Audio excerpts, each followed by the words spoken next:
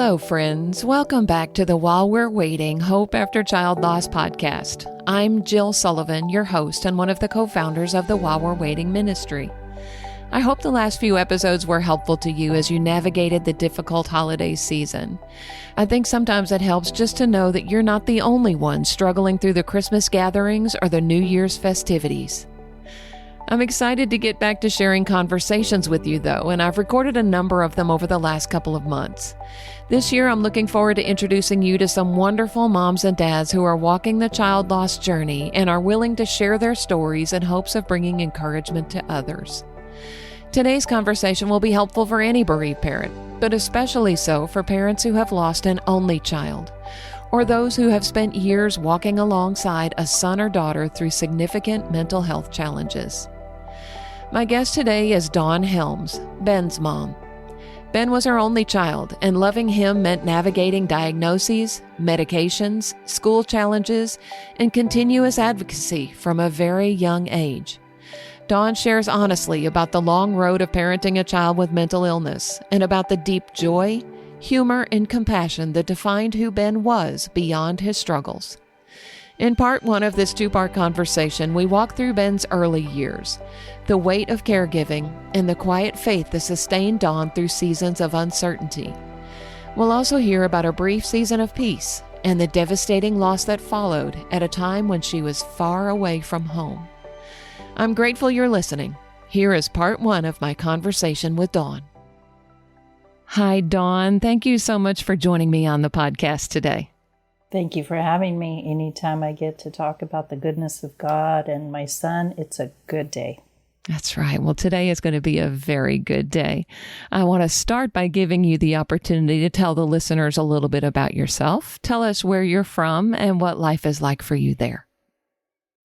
So we live in the Phoenix area in a rural part. It's like horse property. It's very rural. Mm-hmm. And we moved here 32 years ago, shortly after my divorce, just to be closer to work.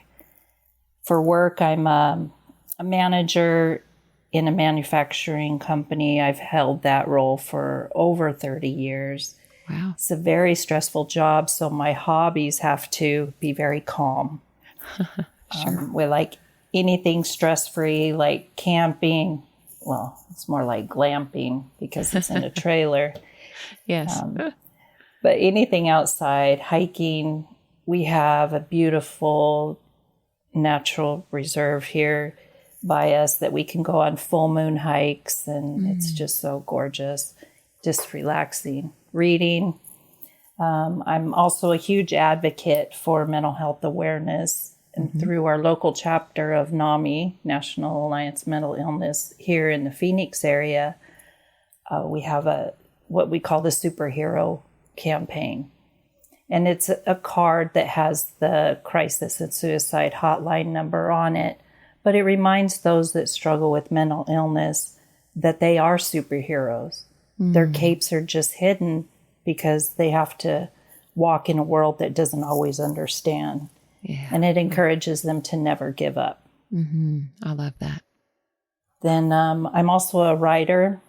I write weekly devotionals for a ministry called Hurting Moms, Mending Hearts. And that encourages moms whose hearts have been hurt by their son or daughter's decisions. And in the past couple years, I've been able to write devotionals to encourage those who are grieving, take my personal experience and encourage others. So that's a huge blessing. And at church, I'm also involved in our CARES ministry, encouraging those that are hurting and healing. I'm a bridge builder, it's my title, for moms who have lost a son or a daughter. They can connect us, and then I can come alongside of them and get them plugged into either Grief Share or a group, even introduce them to While We're Waiting, any outside resources like that. And then my main role in at the church also is to encourage others. So, and just let them know that they're not alone. Wow. Well, God has prepared you well for that role. in many Yes. ways, for sure. So, in addition to all of that, you are also Ben's mom. Take a few minutes and help us get to know him a little bit. Oh, Ben. He was such a bundle of joy when he was little. Very, very curious, very creative, very smart. So smart. I took him to the college to have him tested when he was 4, and he was accepted into their gifted program at the college for young children. Wow. And he was funny. He was a busy guy. We always had to keep moving, doing things. Athlete. He's very athletic. He won lots of awards for athletic things like football and you name it. He's got a ton of awards. Yeah. He loved to pull practical jokes. He was funny, very funny, and very compassionate. He had this big, huge heart for others. And if he had $5 and somebody asked for it, he would give it to them. And he would say, oh, it'll come back around. Just a well-rounded guy who had a heart for others. Sure. Yeah, sounds like a wonderful guy. Yes. Yeah. He did have some struggles in his life. When did those issues begin and how did they evolve? So the issues with him started very young. It started in preschool. He's an only child, so it's really difficult. He didn't have like that social interaction that much. Sure. Only when he started preschool. They were noticing some behaviors with him. And so he started then and he struggled through first grade. In second grade, he was diagnosed with an unspecified mood disorder and ADHD, which required medication. Mm-hmm. It took a lot of trial and error at the time to get the medications correct. So he had lots of appointments with his psychiatrist, with his medical doctor, and with his psychologist. And they told us at the time to keep him busy. So him being busy meant me being busy. Oh, sure. Yeah. We had football, we had baseball, we had soccer, we had karate, we had basketball, we had swimming. And then he was in Cub Scouts and Boy Scouts. But Boy Scouts, he got kind of bored, so we didn't continue with that very long. But he struggled in school.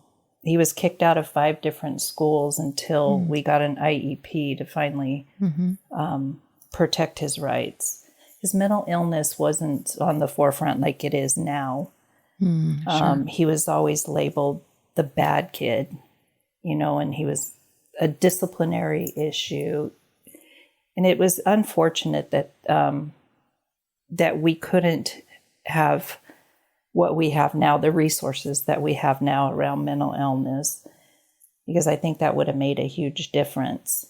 He started struggling more and more in high school. He graduated high school in May of 2011. But at that time, his school experience was very limited. It was a self-contained classroom with just him and a teacher. Yeah. His behavior had gotten to that point where he couldn't be integrated into the regular classrooms anymore. And that had to do with the medications, the trial and error, but also him self-medicating. Sure. So that started when he was in high school. And he really, really struggled through, but he was very happy. I have the picture of him graduating, right where I see it every day. The smile on his face was huge. Sure. He's like, I made it. I'm like, oh, yes, we did. Yes, it was a group project, I think. It was. Yeah. And so after high school, because college wasn't really an option. So he had been already struggling with substance abuse. And so he was in and out of programs trying to find something that would help. He went to one program that was a live-in program, and he did really well for a few months. And then he left that facility and he just basically crashed and burned. He went into, more substance abuse where it created a lot of consequences. Sure. With the judicial system. So he ended up being incarcerated at a very young age. He went to prison at 18 years old. Not jail, but prison. Wow. And when he came out of prison, he had PTSD from what he saw, from what what happened. He always refused to talk about it. So we continued in treatment and trying to get counseling for him so that he could move past this. It was a very, very difficult time, but he was in and out of prison, and it was my responsibility to make sure that I let him be him, and I respected his choices, but the consequences were difficult. Yeah. Not just for him, but for me as well. Sure. So he struggled his entire life. We were given a gift of, he was in between programs. He had 90 days until he started a new program, which would have been in January of 2023.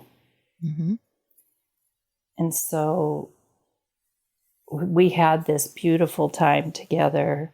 We got to do Thanksgiving, Christmas, New Year's, his birthday, just enjoying him, having him here, not having the outside, influences. Just, it was a beautiful time. Yeah. We went to church at Christmas. He volunteered with me. He sang, he took communion. It was just, I was just standing there in awe of this 6'2", 180-pound son of mine. Yeah. What a wonderful gift that was, to have that time together with him. Truly. Yeah. Wow. So talk about what happened just after that time period in February of 2023.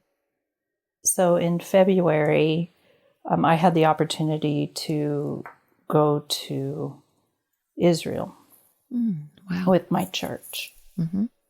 And so Ben was in program at that time. He was in his program. So I thought everything was going to be fine. Sure. And a couple days before I was scheduled to leave, he was asked to leave the program. And at that time, he was on the street.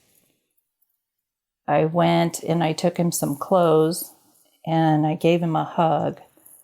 And he hugged me so tight. It was the longest perfect hug I've ever had.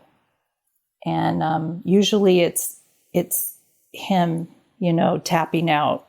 I was tapping out on the hug, but I was like, this is great. So then I went to Israel, and he was arrested. And I thought, okay, that's fine. I know he's off the street. It's cold. Right. It's February. He's off the street. He should be safe. Yeah. And I'm like, good. Okay. I can relax. Lord, you've got this. Right. You've got him. I'm going to go do your work. Because when we go to Israel, we don't just go as a pilgrim. We go to serve. We have serve projects that we do there. every day. And so I was fine. Then we were staying around the Sea of Galilee at a kibbutz, and the phone service wasn't very good there. But I got a call from him, and we talked for a little bit. He cut the phone call short. He said he wasn't feeling well. And I'm like, okay, buddy, well, I love you. I'll talk to you tomorrow. Call me about the same time, you know. And I got a call in the morning that he had passed away in his sleep. Wow. Just completely out of the blue. Not anything you would have expected. No. Wow. No. Mm-hmm. With as many times as he was in the hospital for like suicidal ideations and his use of substances, you know, I always thought that there might be a possibility that, you know, something would cause his early death. But I didn't ever think it was going to be a reality. Right. Well, and you were just thinking, he's in prison. He's safe. He's not on the streets. So he's in a good place. Even though I'm way far away on the other side of the world, I know he's in a safe place and he's going to be okay. So I can't imagine how that rocked your world when you got that call. And now here you are, you've got to get home. How do you manage all of that? So I didn't.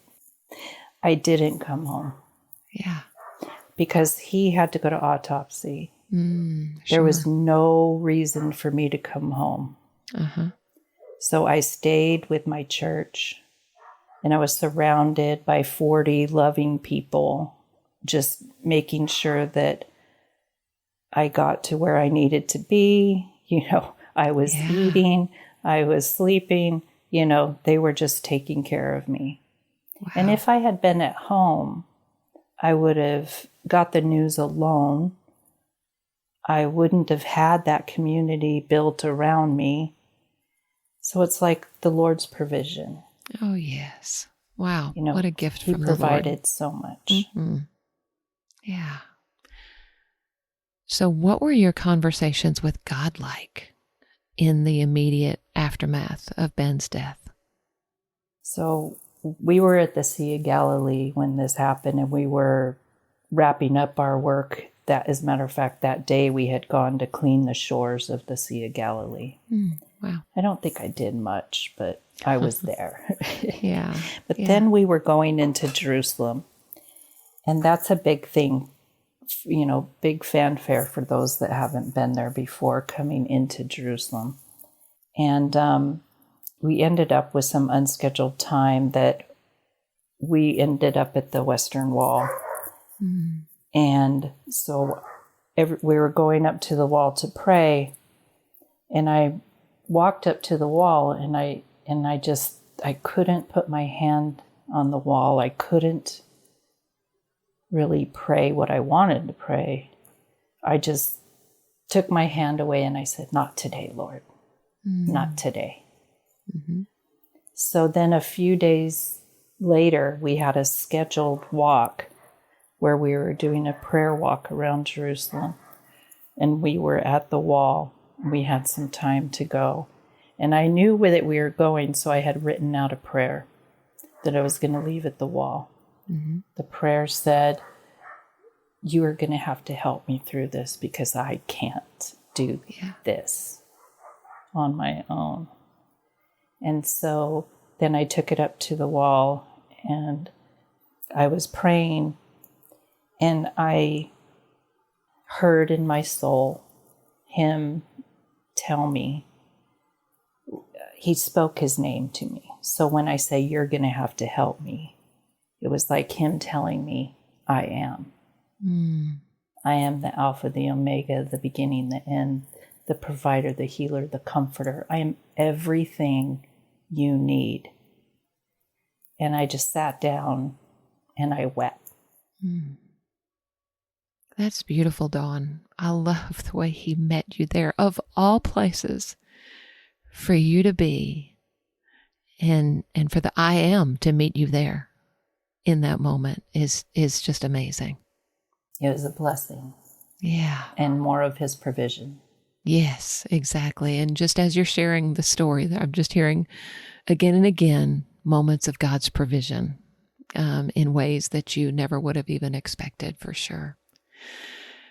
So as someone who still had a surviving child at home after Hannah went to heaven, I feel like the loss of your only child must be a very different experience. Will you talk about that? Sure. The house suddenly became very quiet, Oh, sure. And I was going from considering guardianship of him because of how he was progressing in his mental health to this totally empty house. But it's like I knew that the Lord was here because he promised he would be with me, and I often call him my only constant because through everything, he has been the only constant. He's never moved. So I had that faith and that trust in him that he would fill this empty house, with peace, with a little emotional support puppy. Yes, that we hear in the background every now and then. Yes. So I do have Ben's emotional support dog. She's a little Chiweenie, and he loved her so much. And those two were inseparable. Yeah. So to have her is just a huge blessing, and he raised her up to be like a lover. She hugs, she likes to, be with you, on you, touching you. So it is a huge blessing.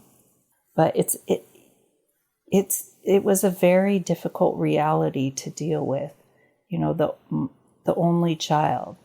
Yeah. And people were telling me, oh, well, you're never going to have grandchildren. Yeah. I'm like, oh, don't limit God. Because I get stuck in that sometimes where, oh, I'm never going to have a grandchild, but I don't know what he's going to do.